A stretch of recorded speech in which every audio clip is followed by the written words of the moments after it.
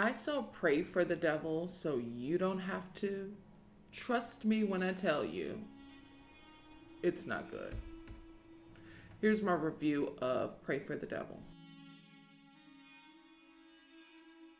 There isn't one thing good about the film. I have a laundry list of things that are bad. For one, it's not scary. It's supposed to be a horror film. It's not scary. Now, it has a lot of jump scares. And these jump scares are so predictable and forced by the overpowering score. So the jump scares are predictable and forced. The CGI is the worst I've seen this year. If you've seen the trailer to this film, you've seen the movie. So here's the thing. The log line on IMDb is a nun prepares to perform an exorcism and comes face to face with a demonic force with mysterious ties to her past. Okay. Simple concept. You can envision the movie is all in the trailer. The issue, and I have a laundry list of things bad with the film. The issue is the story. The story is not sustainable. It's so mundane. It's not original. We've seen it before and we've seen it done better. Haunting in Connecticut, The Exorcist from '74, in the 70s, and The Nun. They were done better, and I didn't like The Nun, but it just wasn't a sustainable story. Things just seemed to happen. It wasn't entertaining in the least. It's not scary. That's the biggest thing. And I mean, it is oversaturated with jump scares, but the jump scares are so predictable. The jump scares are predictable more so because the score is overpowering. So you know exactly when the jump scares are going to land. And it's also not scary, again, because we've seen this before.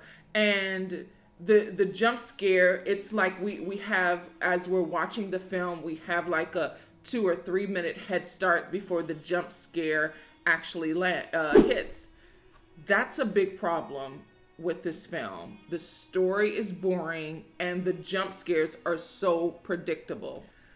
Visually, this is not a beautiful film. This film is very distorted. There are a lot of dark moments and even the light moments. So the film was not well lit. When it's light, there are so many shadowy, grainy visuals, and there are a lot of dark moments because a lot of these big set pieces take place in like this dungeony basement. The lighting is so distorted. It feels uncomfortable to watch. And the editing is so amateurish. So there's this one scene in this like dungeony basement where the body of the body of one of the priests sort of propels across the screen into this jail or gate. And the sound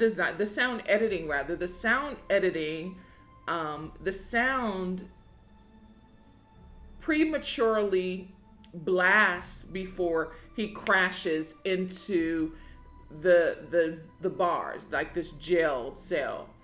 And then there's another instance where the little girl she's possessed. There's a possessed little girl who is like she levitates to the corner of the cell while they're trying to exorcise her, and the sound doesn't match, and the CGI just doesn't fit the scene. It just felt so amateurish. The runtime is only 93 minutes, and it feels too long. You're going to be ready to go. Virginia Madsen is in this film. She's so wasted. Like, you have Virginia Madsen in your film, and she's probably in like 4 scenes. And worst of all, there is too much exposition. There's too much over-explaining and flashbacks. I mean, they could have told a fresh original story, even using elements of the other films, even using elements of The Nun, even using elements of The Exorcist. They still could have kept it fresh, but it just, there's just too much exposition. I mean, this is, who wants a horror film that's a talk? And the horror makeup looks so cheap and costumey.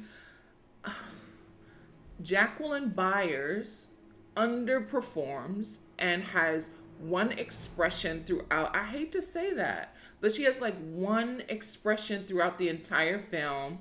Virginia Madsen is underutilized. She's like in 4 scenes. One of them is a jump scare. You know it's coming.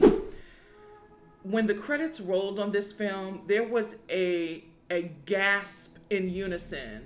You could just tell that the audience was so underwhelmed, and just this film, you can tell that this just was not a good experience for the audience.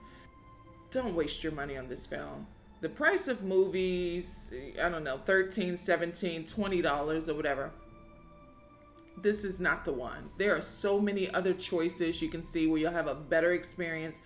This one is a waste of time and a waste of money.